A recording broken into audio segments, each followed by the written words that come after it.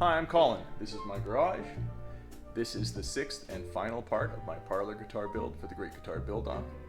I still need to make the bridge for this guitar, but once that's done, I'll move on to French polishing and then final assembly and setup. But first, let's do a little recap.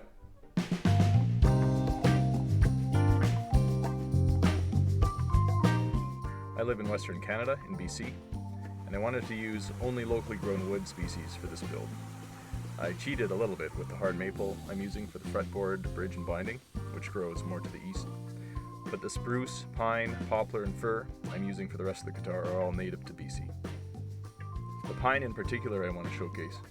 About 25 years ago, and for many years after, a bad infestation of the mountain pine beetle just devastated our forests here.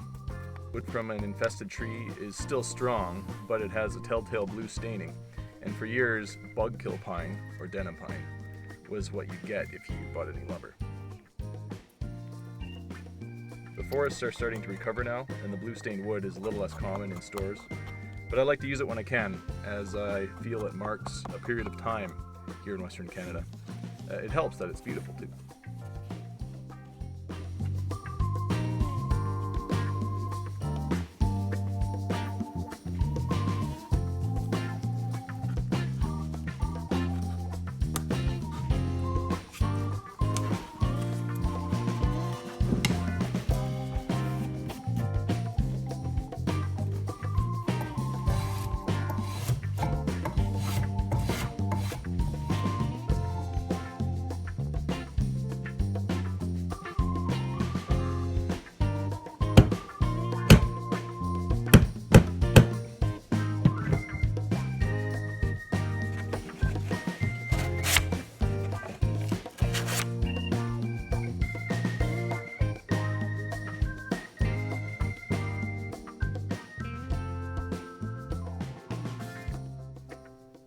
And now for the rest of the build.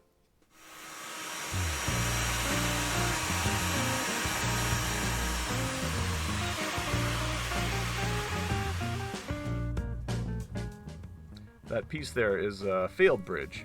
I made the whole thing and then went to route the saddle slot and it went crooked on me and I can't use it. But it makes a good template.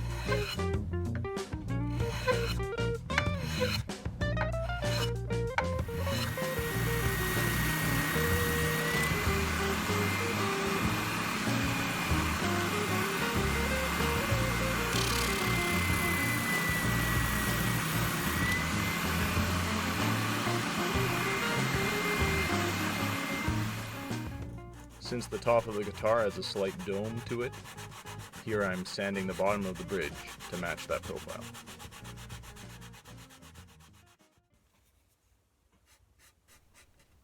I'm using very fine sandpaper and some shellac to fill any gaps I have between the binding and body.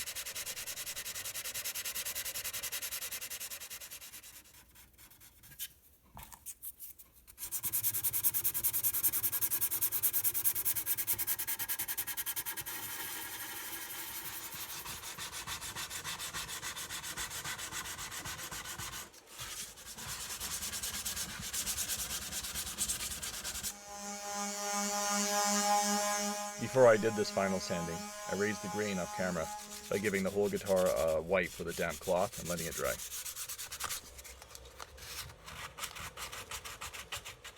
So I've carefully measured and figured out exactly where the bridge needs to go and then taped this off.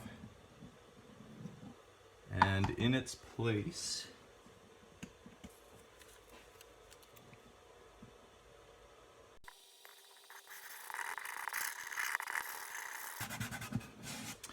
when I glue the bridge on later, I'll have to scrape, it has to be glued directly to wood. You can't glue it on top of finish.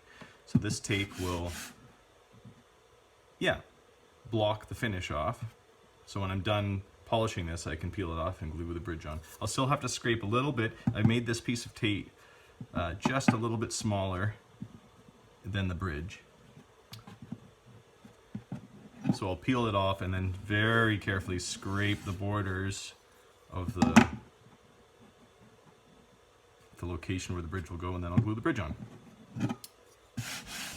I'm going to be French polishing this guitar, and I'm going to be using this amber shellac that I've mixed up. The first step is just to apply a wash coat. French polishing is an art all on its own, and I'm certainly no expert. This is my second time attempting this finish, and it came out pretty well the last time, and I'm hoping it'll come out well this time too.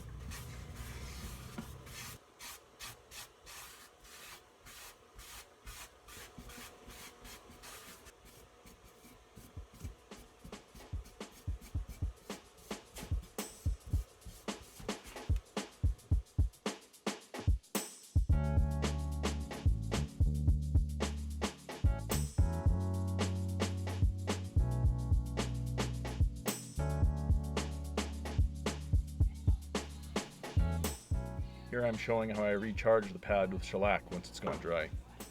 This isn't really a how-to though. If you want to learn how to French polish, you shouldn't be watching my video. I'll put some links down below to the videos I learned from.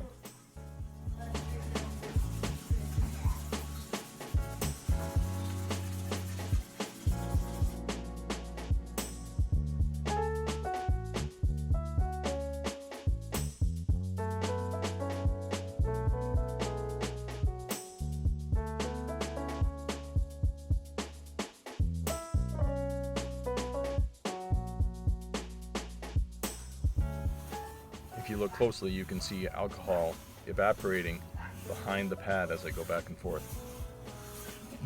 When this happens, you know you're doing something right.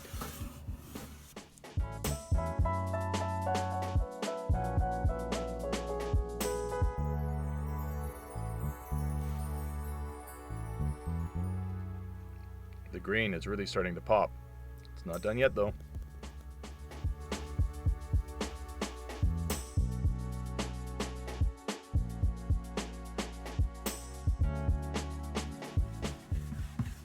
Here I'm doing something called spiriting off, which is sort of a burnishing action that puts a final polish on the shellac.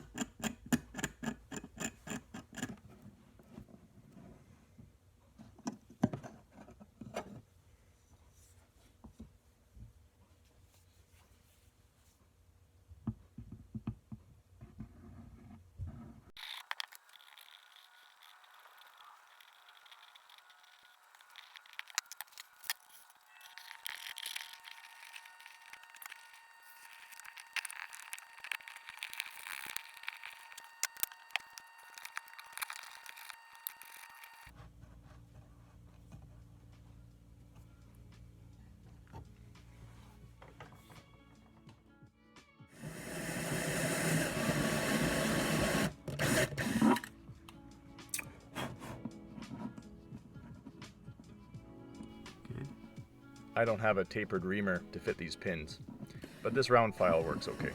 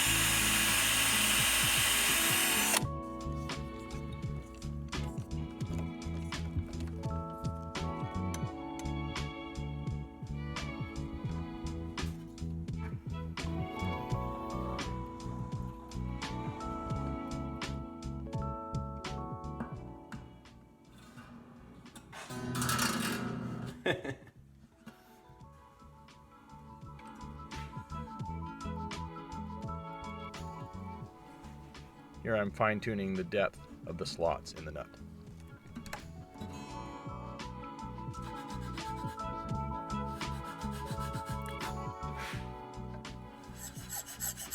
Off camera I found the intonation points on the saddle, which I really should have filmed, but here I'm filing to those points.